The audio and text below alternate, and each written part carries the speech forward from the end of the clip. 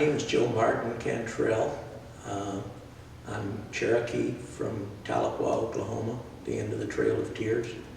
I use my middle name specifically because Joe Martin, the original, died on the Trail of Tears. I grew up there in eastern Oklahoma, went to Vietnam, then stayed in Asia as a photojournalist for another 15 years, and then moved to Portland. Been here since '86. Great. Now this show has a lot to say about the inclusion of Indigenous artists, and we are so interested in learning about your background as an Indigenous person and how that informs your art, if it does. It is inherent and intrinsic to everything I do. I think one of the underappreciated American heroes, real heroes, was Sequoyah, who was Cherokee and is one of the only a few people in the history of mankind who has ever invented a written language for his people. He was illiterate himself, but he realized that Europeans could communicate thoughts over distance by making marks on paper. So he broke down the Cherokee language into 88 syllables. Imagine that. He didn't know what a syllable was, but he broke down the language into 88 sounds, derived a sign for each sound, each syllable, and someone who learned those 88 signs could be literate in a week or two. Wow. Imagine what we go through learning English. We grow up speaking it. So that, I grew up noting an irony in that many Cherokee artists seem to emulate Plains Indian art, not only Cherokee, other tribes. And our tribal council, indeed, during Cherokee days, wore Plains Indian headdresses. What's that about? Traditionally, we wore cardinal feathers or blue jay feathers or something like that, or a turban. So I define my art personally as Cherokee, who I am, and I feel free to employ outside alien technologies, if you will, as benefits what I want to say. And therefore I feel secure in using microscopes and different photographic procedures and software and whatever to bring out images that might not otherwise be seen.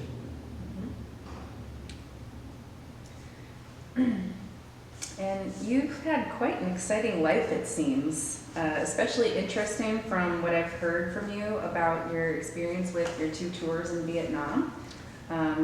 Could you say this has had an effect on your work? Oh, definitely. And how's that? My generation of young men in my town grew up with the ethic that if the country was at war, you went and fought. That you just did. Mm-hmm. So a number of us volunteered for the military. I volunteered originally as a Navy pilot, but I got astigmatism I got hay fever in the Florida swamp, like I'd never gotten in Oklahoma. Wow. And that caused my astigmatism to go so bad that I almost flew into a radio tower and thought, well, you can't really fake that. So I volunteered for a tour on a destroyer, thinking Old Navy might be the best experience, and arrived in Vietnam one night, still an idealist, having my doubts with, actual experience in the military, but still an idealist. And that night, our ship ran over a sampan with a family of people in it, and I saw them go flying off into the ocean, and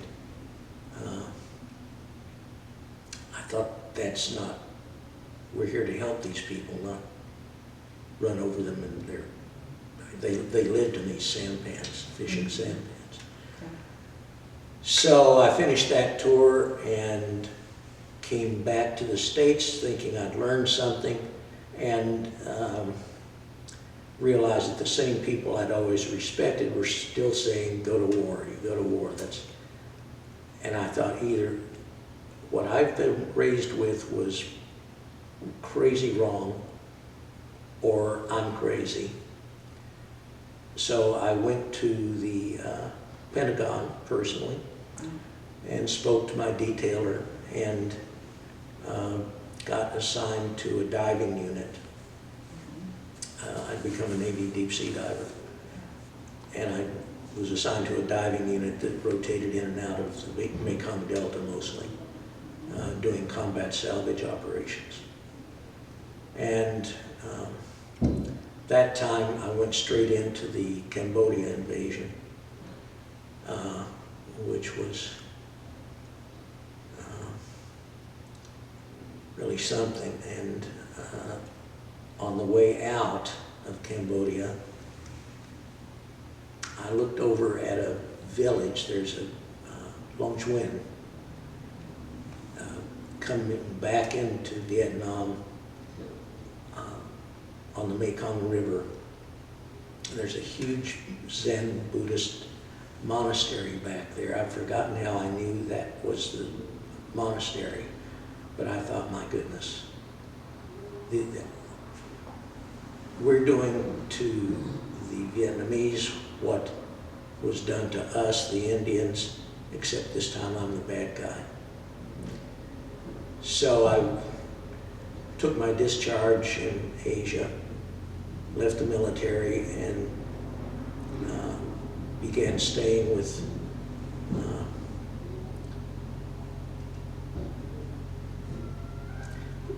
what they call the little people. It sounds derogatory. They're people without a lot of financial means. But they taught me so much, and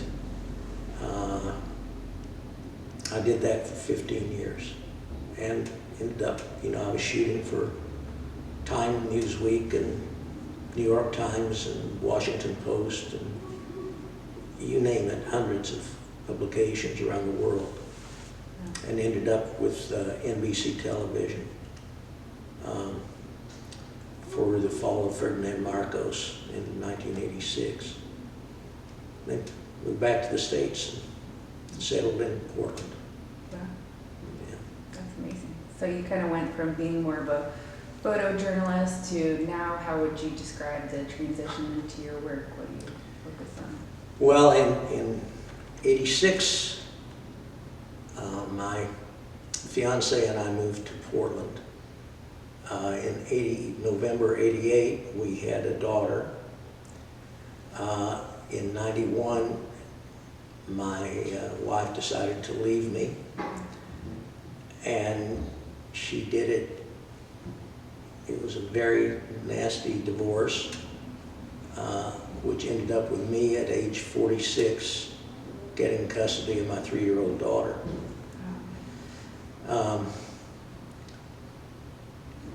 And that precluded going out and chasing pictures around the hills and spending days in the darkroom.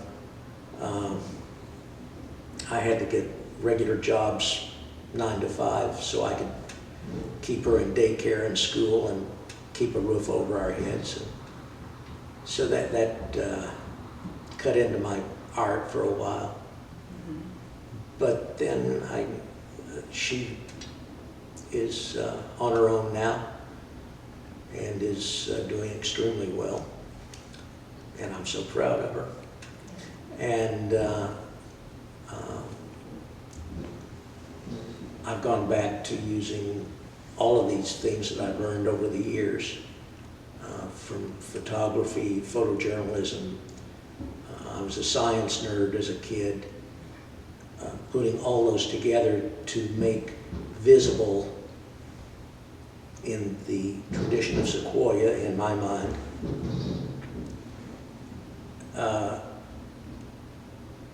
make visible things that are not normally visible.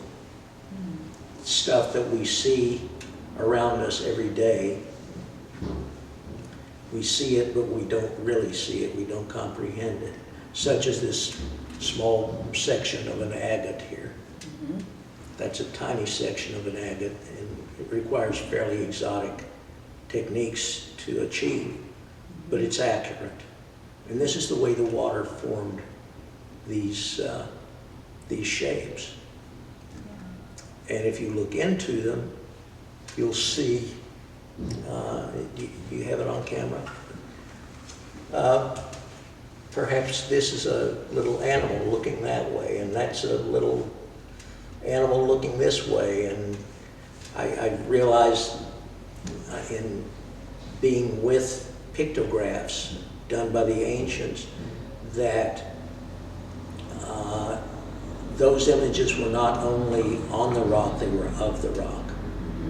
And that, to me, indicated that the people realized they were not of the earth, they were part of the earth. And that, I think, is a major, major thing our species had better learn, or we're going to exterminate ourselves. Absolutely. Yeah. Yeah, I was just going to ask, your work with the fractals, what I get from them is this overwhelming sense of infiniteness, like of the universe. And that makes me feel very connected with all life. And it also makes me sort of question individual things about myself. How much of an individual are we really? And how much are we, really the same? And so it's interesting to hear you sort of speak of that as well, because I was curious what your hope was for others. Thank you, Rachel. Thank you. That's exactly what I'm trying to make people aware of, that we humans have developed this sort of arrogant belief that we're somehow separate or above nature, and nature is ours to control and to use and to exploit for whatever reason. And nature has the last laugh. Absolutely. We can fool ourselves, but we cannot fool the environment. And by environment, I don't mean the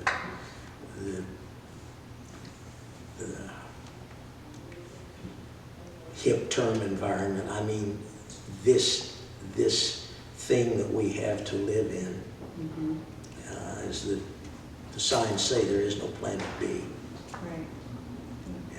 It's very precious. Great. Well, thank you so much for being here, Joe. We really love your work, and we're so thankful and happy that you're here. And we just can't wait to see everything up in the show. And just thank you. Thank you. Thank you very much.